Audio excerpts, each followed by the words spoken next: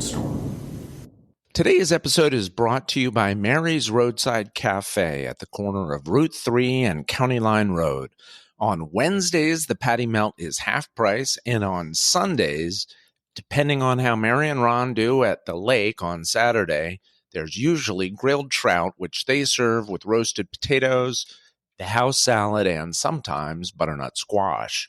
Mary's Roadside Cafe. Good people, great food, and a killer view of the valley.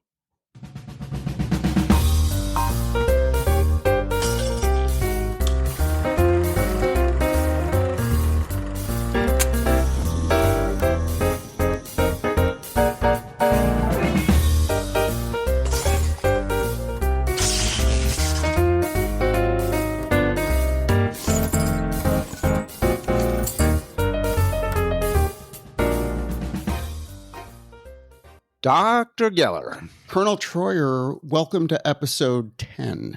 We may have covered this before. It sounded, I love that opening tune. It's got a jaunty little beat, but it sounded like there was a cat in distress. There is one cat shriek that some listeners have written in about, and the cat was not injured. This was just a sound effect, but yeah, it does make its way into the track. But can we say that no animals were harmed in the making of the track? Or we can actually say whatever we want, and okay, I don't know what the repercussions were. I just didn't want to have to inform PETA. No, I don't think we have to inform anybody. In fact, this show informs so few people. I don't think we need to. Well, now hold on. I've got some housekeeping here, hello. Which suggests that we do have at least 2 listeners. Oh, we heard this week from a listener named Tony He's in Everett, Washington. Oh, beautiful. Wow. And I bet you want to know what the hockey team is in Everett, Washington. Is there a hockey team in Everett? There is. There's a junior hockey team there, the Silver Tips. The Silver Tips. That refers to grizzly bears. New record, under 3 minutes. All right, go ahead.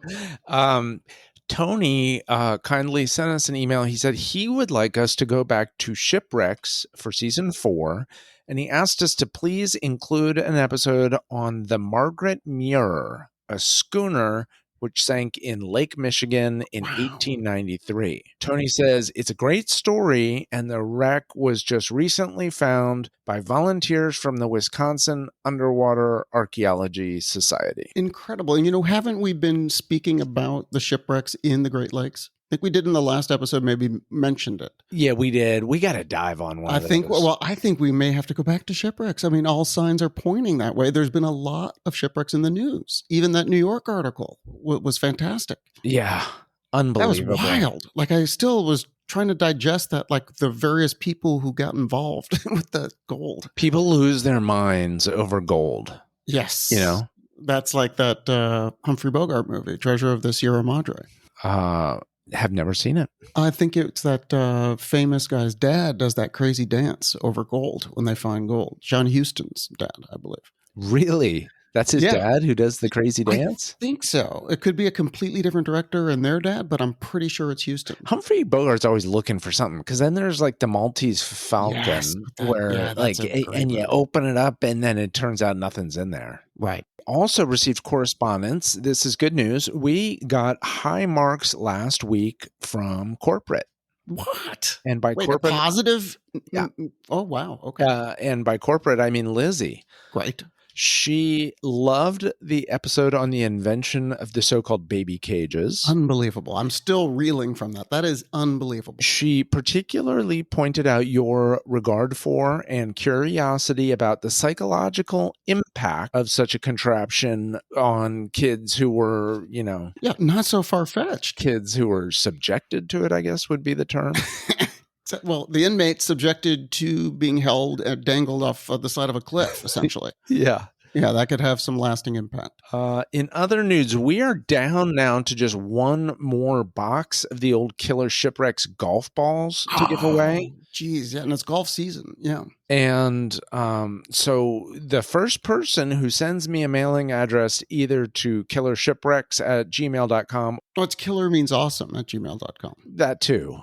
Killer means Like this awesome all spell it all out. Killer means at awesome at gmail.com. gmail.com. I did mail out the penultimate box last week to a Second to last, listener. right? Okay. The second to last. Yeah. Guess where that listener will be receiving his golf balls or hers. I don't even I'm know. going to say North Carolina. Taiwan. Wait, we're shipping goods to Taiwan? We're shipping goods to Taiwan. Holy mackerel. It all goes around, comes around. I'm not going to try to pronounce this listener's name. I do not even know if that's a male or female or non-binary or what, but yeah. Those golf balls probably came from Taiwan. Now we're sending them back. It's great. I love it. Yeah, and Taiwan is still free. You can still golf for now. For the yeah, time we'll see what happens.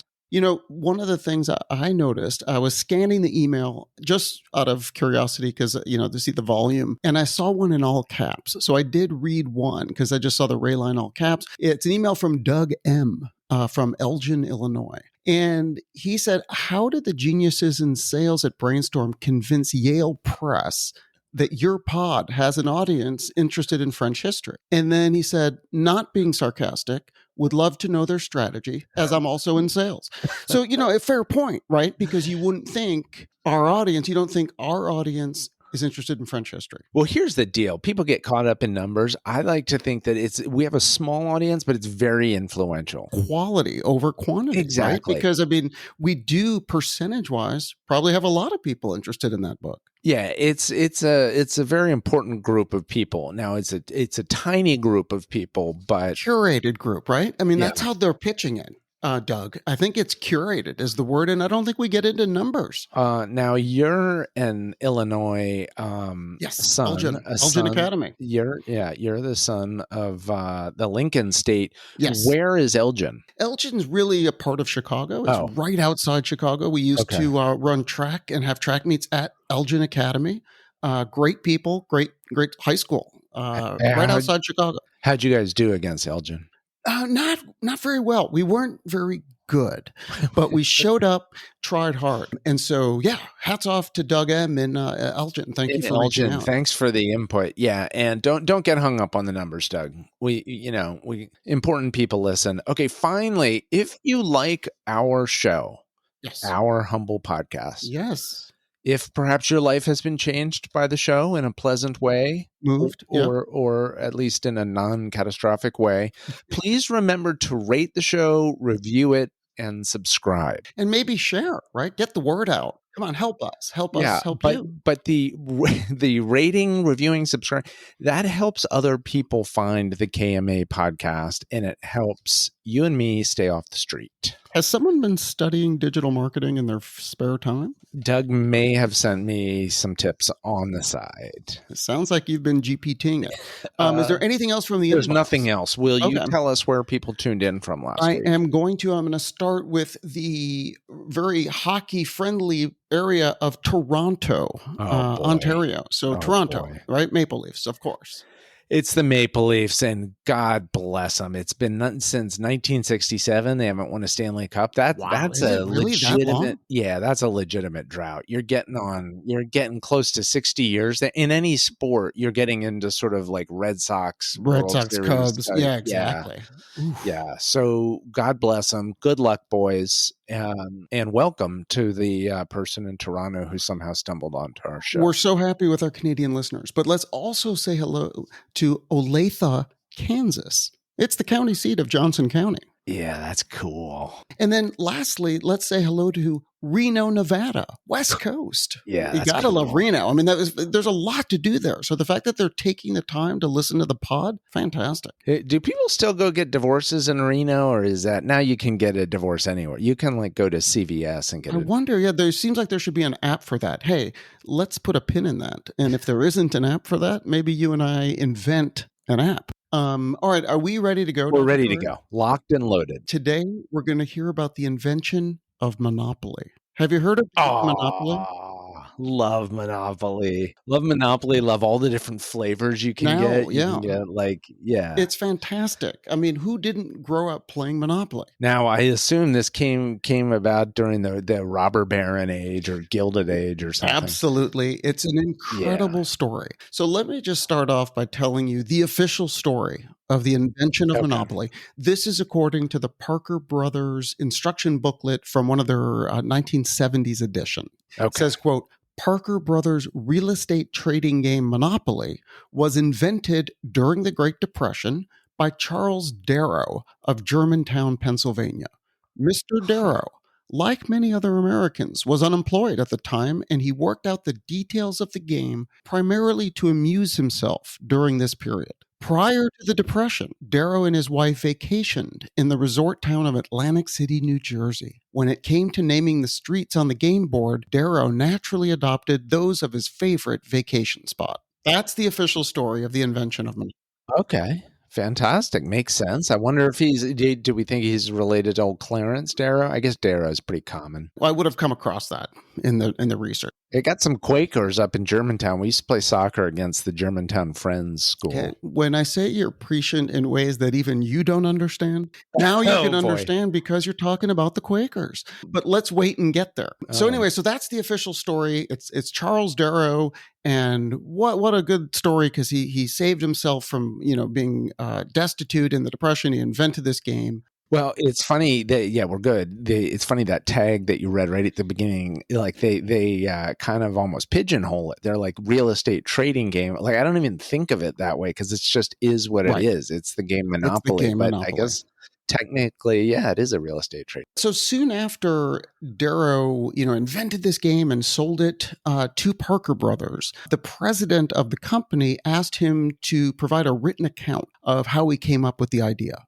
And so that is where it was documented by Darrow. And essentially that lie that he told in that written account. Wait, was it a lie? That's the whole point.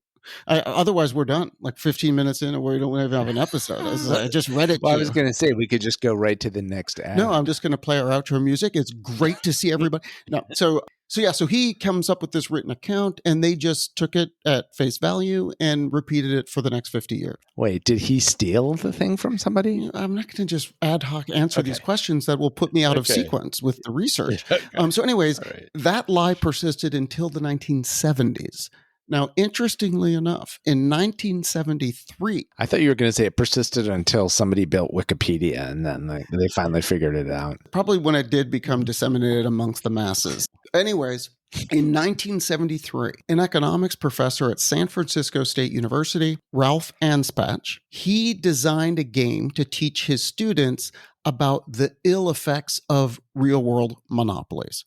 So he created a game that was fittingly called Anti-Monopoly. That game sort of became a little bit of a counterculture hit in the Bay Area. Oh. Those kids on the lower hate, like they're, with the Grateful Dead and playing this Anti-Monopoly. I'm sure it was all about that. So anyways, Monopoly ended up getting word. Parker Brothers sent Anspach a cease and desist letter because they thought he was infringing on their trademark. So he ended up ignoring the letter. But then they came back at him, and a decade-long legal battle followed. Oh, wow. Wait, so at one point you could buy both Monopoly and Anti-Monopoly? That is correct, in 1972. Huh. Did the Monopoly back in the early days look recognizably like the one that we see now? Well, the version that Darrow sold to Parker Brothers, yes, is basically exactly the same. Huh. So including the illustrations, but we'll get there. Okay. So during this decade-long legal battle, Anspach did all of this examining of the history of Monopoly. And in his research, he actually was able to prove that the board game Monopoly had existed for years before Darrow. And he even found surviving homemade versions of the game from the 1910s and 20s, which even had the words Monopoly blazoned across the middle. Oh, no. Darrow, bald-faced lie. There's a book by Mary Pilon, I don't know how to pronounce her name. It's Pilon, that tells the whole story. It's called The Monopolists, Obsession, Fury, and the Scandal Behind the World's Favorite Board Game. I mean, arguably, it is the world's favorite board. It's up there. It's iconic. Yeah, and you just, no one knows this story, which I'm baffled by, because I didn't know, I had never heard anything about this. But I actually didn't Oh. know who invented it. But just like you, I thought it was just some random guy, with in the 20s or whatever. I always liked having the, just having the get out of jail card free. You got it Just stick it in the under the so-called back board and forget pocket. about it. Yeah, Maybe you'll you use it. just, Maybe you'll sell it. yeah, if you need Yeah, to. you could trade it. Yeah. And that's just passed right into the cultural, like lexicon, like get out of jail free Well, card. all these memories just flood back of like anger and elation and like all of those emotions when you're a kid playing Monopoly and like you're getting your butt kicked. It's really no fun to go broke. Let's go back to 1866. Okay. Several years earlier. That's more than several. It is a Okay. woman named Elizabeth Magee, French for magic. I looked that up. She was born in Macomb, Illinois, and that's right after the Civil War. They called her Lizzie, by the way. I mean, there's so many synchronicities happening here. We're back in Illinois. We got a Lizzie, It doesn't get any better. Wow. So now her No. father, his name was James Magee.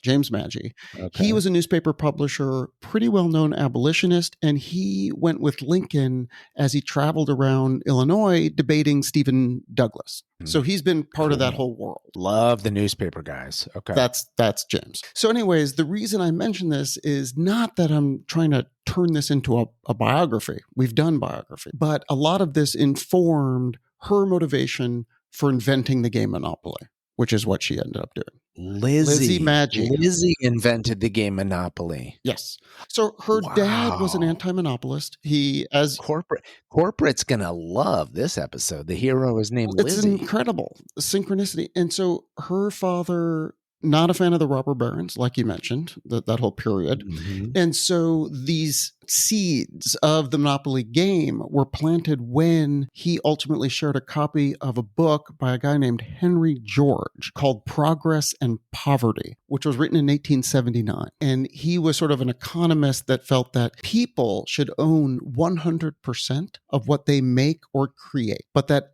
everything found in nature, particularly land, should belong to everyone. Like it. Kind of an interesting take. Now, the anti-monopoly movement at that time was also very much a staging area for women's rights. So it very much attracted people like James Magee and his daughter Lizzie. So I'm just saying that's her Cool. background. Very progressive. So she moves to, here goes again, another serendipitous moment. She moves to DC and lives in Maryland in the late 1880s. My hometown. I mean, my home state. Okay. And why did she move there? Yeah, so it beats me. Okay. I'm going to take you at your word. She's in Maryland. And what happens She's then? a stenographer. And guess what she decides to do? Make up a board game? Yes, you're correct. But first, she invents and gets a patent for a specific way in which typewriters would enable paper to go through the rollers more easily. Cool. So at the time, again, less than 1% of all patents were by women. She got a patent, years before women could even vote. So that's Lizzie Magee just doing her thing. So as you referenced, she also spent time creating a board game. Her board game was going to be a reflection of her political beliefs. So you see where this is going. Yahtzee? Yahtzee it is. And it's amazing because there was a version of that in ancient Egypt. No. So at the turn of the 20th century, board games were actually becoming very popular and more commonplace. And you say, why? Why? What's so special about that time? Exactly. That was my next question. What's going on? Changing style of workplaces gave rise to more leisure time. And more importantly, electric lighting was becoming more common. Oh, boy. And so games could be played more safely and enjoyably for longer periods of time. So board games kind of took off, which is kind of cool. Like it's almost like video games, maybe in the 70s or 80s or whatever. And back then it was like, oh, you guys play board games? Yeah. Pretty cool. It's fun to think of them at the dawn of the board game age. You know what I mean? Where people are like, oh, wait, have you seen this one? And it was like this one people you did. constantly trying to get their game published. Yeah. I wonder what the big ones were back in the early days. Well, I mean, one of them ended up being Monopoly, as we'll see. Right. But anyway, so Magee, her board game was called the Landlord's Game. Okay. So that is the early version of Monopoly. So she called it at first the Landlord's Game. Her and her friends would play it. It's a little clunky. Yeah, You know what I it's mean? not Like- marketing wise, not great. Like just for a game, it's pretty much just got to be one word, like right, like masterpiece or clue Yes. or Life. Sorry. Or Well, yeah, sorry. and also Yeah. like I feel like landlord has a negative association. Yeah, So why do you want to be a exactly. landlord? Like you want to play a game with the landlords? I mean, you know what though? Call a game Slumlord? Yes. That might sell. Yeah, that's true because it's edgy. Yeah. Yeah, I could see that. So, anyways, her little landlord's game was doing pretty well. So she applied for a patent and she was granted patent 748626 on January 5th, 1904. Boy, that was early in the patent days. Very. I mean, that's not even that long a number. So she got that patent for the landlord's game. Now, the landlord's game in her mind was to demonstrate the economic ill effects of land monopolism. So using Oh. land as the value, like in all that, which is what Right. she was against and her father was against. Yeah. There's a little bit of a communist kind of leaning there. And as you'll see, that's where the popularity rested in the early days. Because as she said at the time, it is a practical demonstration of the present system of land grabbing with all its usual outcomes and consequences. She said of the game in 1902 in an issue of the Single Tax Review. I'm guessing that wasn't like a top seller, like in terms of publications. I've heard of Time Magazine, Single Tax Review. Well, also, it's just a weird place to plug your board game. Well, but You know what I again, mean? like she's advocating probably for some tax. Anyways, she says, quote, it might well have been called the game of life. Yeah, actually way better idea, Maggie. What are you thinking? Yeah. The more I read that, I'm Yeah. like, wait a second, she's onto something. Yeah, well, There is a game called life. So as it contains all the elements of success and failure in the real world, and the object is the same as the human race in general seems to have, i.e., the accumulation of wealth. yeah, and the slaughter of all the natives. Yeah, that wasn't in the early version of the game. It was not. No, huh? not that I remember. Okay. Yeah, I don't think I've played a version of Monopoly where there's the slaughter of all the indigenous. I'm sure there's a version, like where they have so many different versions. In a revised patent, so she iterated on the game and then submitted for new patents, or as one patent expired, because again, she got that first patent in like 1905. In her revised patent, and this is where it gets key, the revised patent from 1924, the game had developed into two different settings. So one was a monopolist setup, and that was known as Monopoly, where the goal was to own industries, create monopolies, and win by forcing others out of their industries. And the other was an anti-monopolist setup known as Prosperity. In that game, the goal was to create products and interact with opponents. So two sort of different games all in one. Okay. That was the game that she received a patent for. So when you say there's two different setups, but within the same game, so you can open up the box and you can decide, hey, are we playing Prosperity today, or are we going to play Monopoly? Right. Two different ways you could play. You could play the Monopoly and game. It's interesting that Prosperity also predates by a long time the guy who thought he had invented that game in San Francisco, like in the 1970s. Like she was already doing stuff. It. Now, the other innovative features of her game. How much time passed between the two patents? 21 years, or about 19 years. Yeah, 19 years. So the other distinguishing features of her invention was her game featured a path that allowed players to circle the board. So in Monopoly, you keep going around. Most games at that time were linear path games. Yeah, more like Life, or like what's the one with the candy cane? Yeah, Candyland, or Chutes and Ladders, like the Snake, all those games. You just get to your goal. Yeah. So she had that circular thing going. Don't you just imagine that those early games, I bet the little, nowadays it's just like cheap plastic from China or whatever, but I bet the little little tokens and things that you move around the board, I bet they were really like cool heavy, like really, like like real metal. Yeah. I mean, they probably half of them were made with lead. That's and true. You went crazy. Eventually, you poisoned yourself. That's how you knew who played too many board games. Hey, your son is acting crazy. Too many board games. Like it's that version of your eyesight's going bad. You're staring at that video game. Back then it's like, well, let me check your hands. What's that? Paint wearing off? No, that's lead. The other thing that still remains from her very early original game was the go to jail. I mean, that's also iconic. The go directly to jail, do not pass go, do not collect $200. Like that's love it. Yeah. Now, Doctor, before we continue, we do have to pay the bills. It is time to hear from our sponsor. Then I'm going to tell you what happens with the game Monopoly and Prosperity. Fantastic. For a great meal at an affordable price, try Mary's Roadside Cafe on Route 3 at County Line Road. Summer specials include grilled trout, patty melts, and a really nice vegan chili. Mary's Roadside Cafe. Good people, great food, and a killer view of the valley.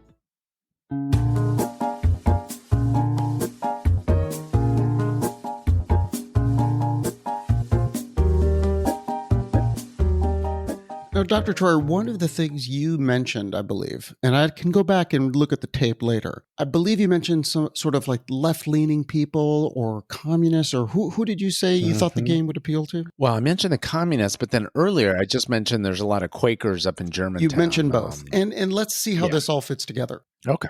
So the game that Maggi created, this prosperity and monopoly game, couple things. One is it became very popular in the Northeast of the United States. So incidentally, liberal college students attending Harvard, Columbia, and University of Pennsylvania, I think it was called Wharton School of Finance back then, and left-leaning middle-class families and intellectuals adopted the game. So it was gaining some popularity, but not widespread. Right. Incidentally, one group of people that really took to the game were the Quakers living in Atlantic City. Yeah. Really? Wait, what in the world are Quakers doing down in Atlantic City? I don't know.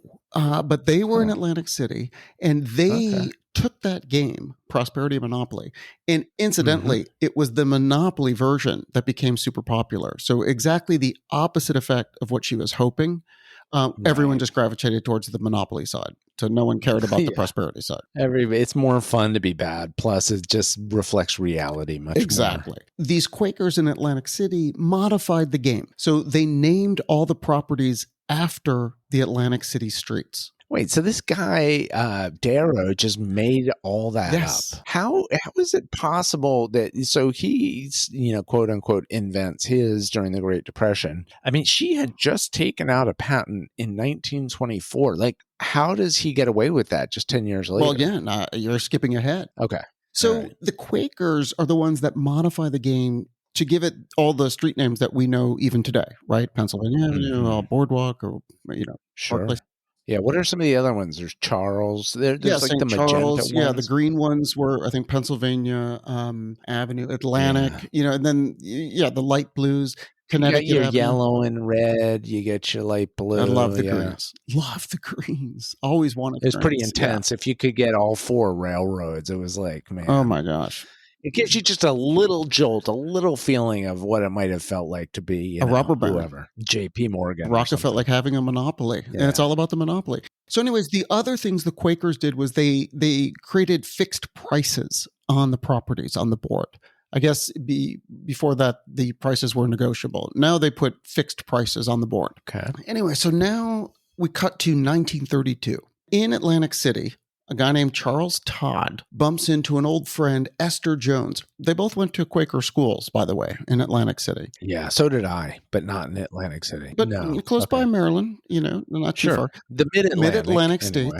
So Charles Todd bumps into his old friend, Esther, says, why don't you come over for this thing called board game night? Now, again, this is not euphemistically. This is board game night. Is that what? Yeah, is that what we're calling it nowadays? What is that, a board or a bed? What did you say? Bed game night?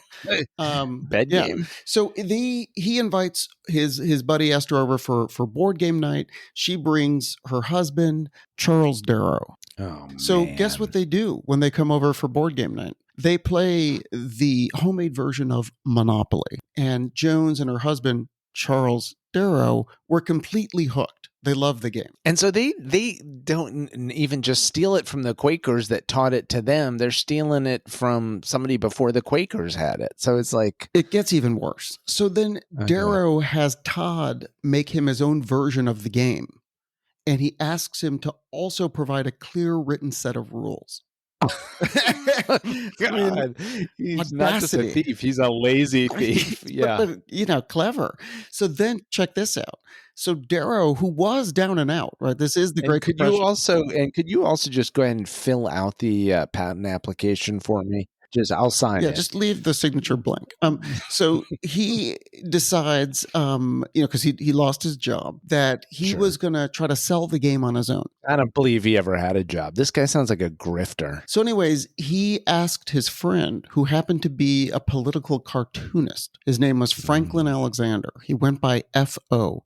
Don't ask me why. Okay. Didn't do that research. So he asked this political cartoonist to do the design for his version of the game. Smart. Alexander's contributions persist to today. And I bet you he didn't pay the guy a fair salary. I for bet that he work didn't even either. pay him. I'm guessing. Yeah. So Alexander created the iconic human characters that are still seen on the board, such as Rich Uncle Pennybags, Yes. Jake the Jailbird, and Yeah. Officer Edgar Mallory. Oh, He man. also designed the illustrations for tap and light bulb seen on the utility spaces and the question mark on the chance cards. Okay, well, that didn't take a huge amount of work. I mean, I'm not a professional designer. God, everybody's just trying to grab credit for stuff they had nothing to do with. FO. Why don't you Not- FO? Because this is a question mark. I'm not paying you for this. Wait, what was FO's last name? Alexander. Mhm. Okay. So he designed all those, elements of the game that still persist. Those are cool, though. They're Beautiful. still cool. Yeah, I love them. You know what I mean? And there's like a swell in his tuxedo, and I he's can just picture it right now. prosperous, and yeah. My wife and my son, when he was young, they redid a laminated top that's good for California. So it's like Malibu. It's got different places in Malibu. So they've done their own. That's pretty cool. But now I'm realizing we should probably file a patent. Yeah, you want to do that and do it early. Yeah. So now the Darrow version ends up selling to Parker Brothers. Now his very first version was on an oilcloth, but then in 1934 he moved it onto cardboard. Now, how about when the earlier versions of the game, like the Lizzie's, was that on board? That was on board. Board. Yeah. And did she ever sell, significant numbers, or it was more of like a word of mouth? Yeah, word of mouth, and if that, I think she was making it for people. No, she did sell the game, and there was a publisher, but very few people bought it. Okay. Now, Darrow, in 1935, he sells the game to Parker Brothers, and they go in and get U.S. patent 2,026,082 for the board game Monopoly. In 1935, they get their own patent on it. Huh. Did he get crazy rich from that acquisition? Yes. Oh, he did. Yeah, he became really rich. So Monopoly, the very first year, sold 278,000 units. In 1935, in the Depression. So in 36, it sold 1.7 million. Oh my Lord. Instantly becoming an unprecedented success. Do you think there was just a permanent break between Darrow and the dude that he and his wife stole it from? That's a good question. This is such a movie because you got to figure they're reading about it in the newspaper and they're like, what? Yeah, what? That's not a very Quaker thing to do. Yeah. I mean, well, now was Darrow himself a Quaker? No, he just stole it from the Quakers. Yeah. So now press started, interviewing Darrow, right? Because Monopoly became a nationwide craze. Yeah. So as soon as that happened, guess who became a little bit upset? Lizzie? Lizzie.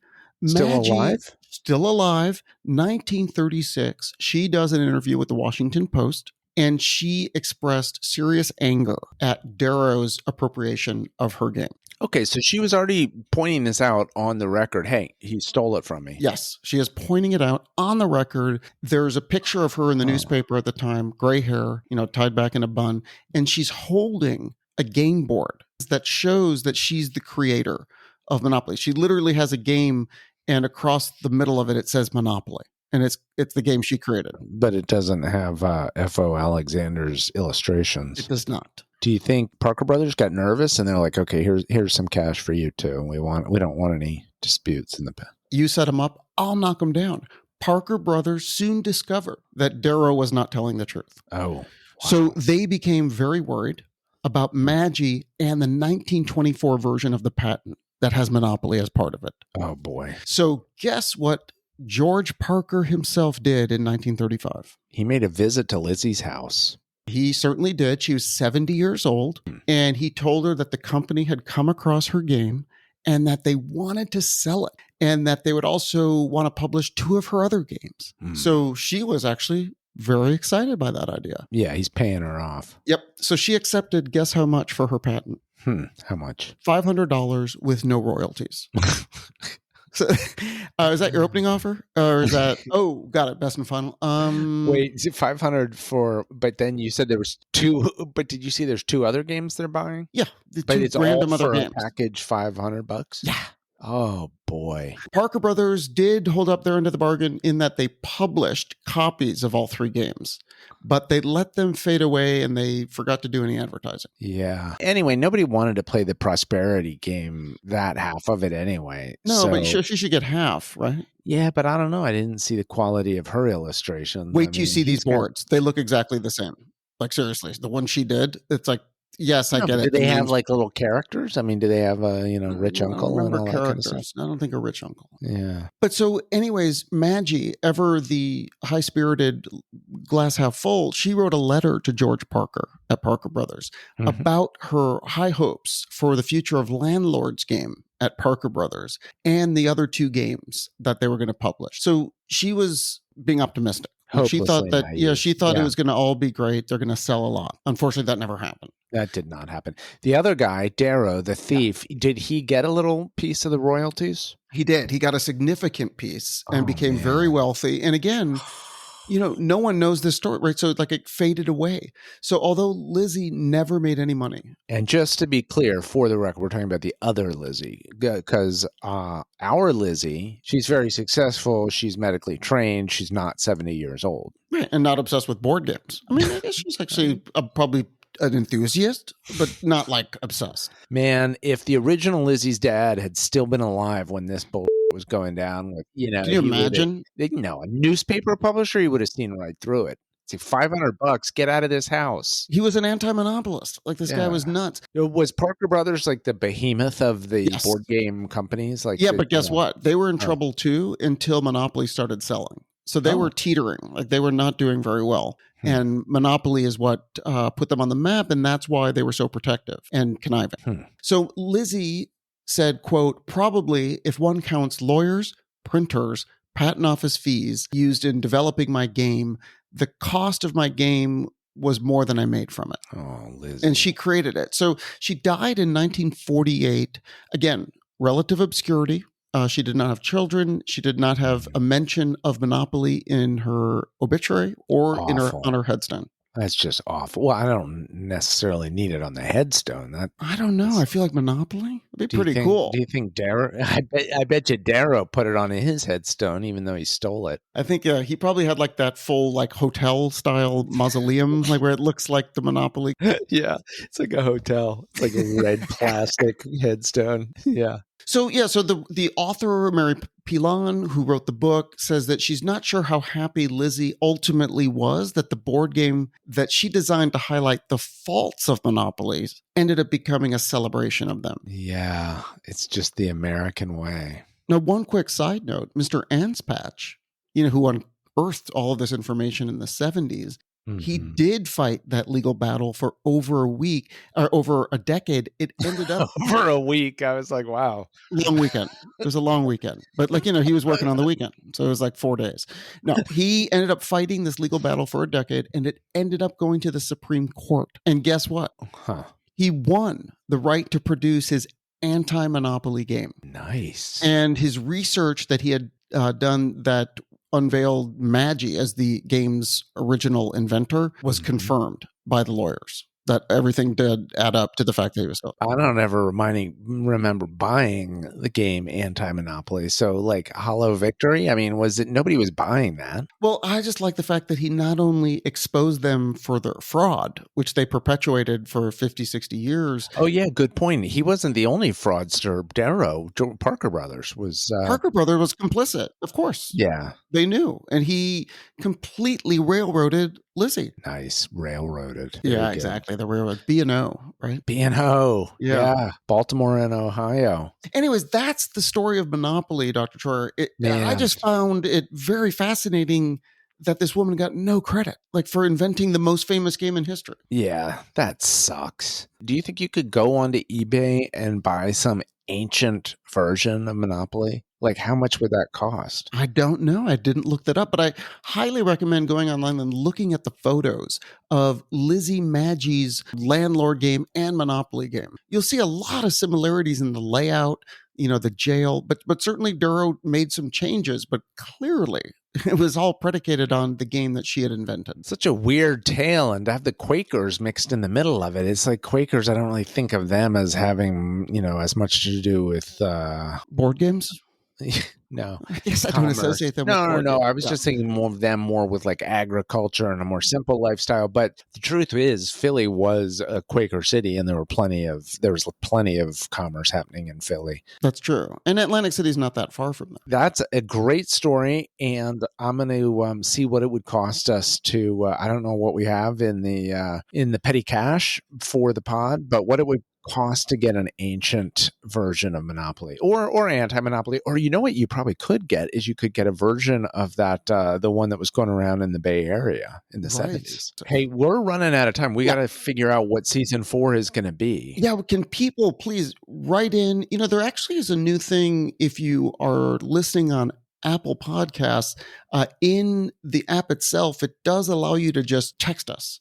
And really? The text doesn't reveal the phone number of the person texting, and it doesn't go to our phones, but it goes into the KMA podcast emails. Thank God. That was worrisome. I was like, oh God, wait. No, your phone's not going to blow up. No. All right. Well, Doctor, are you going to tease episode what will be 11? There's two. It's coming down to two. One's ancient, one's more recent. I don't know which way to go.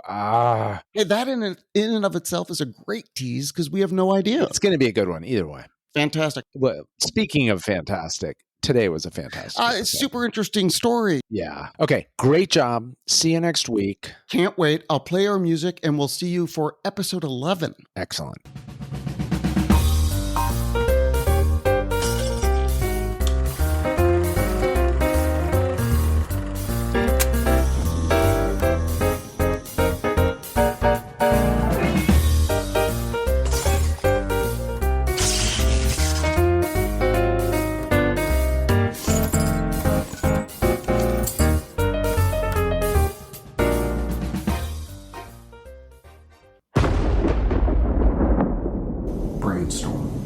On the boardwalk in Atlantic City, we will walk in a dream. On the boardwalk in Atlantic City, life will be peaches and cream.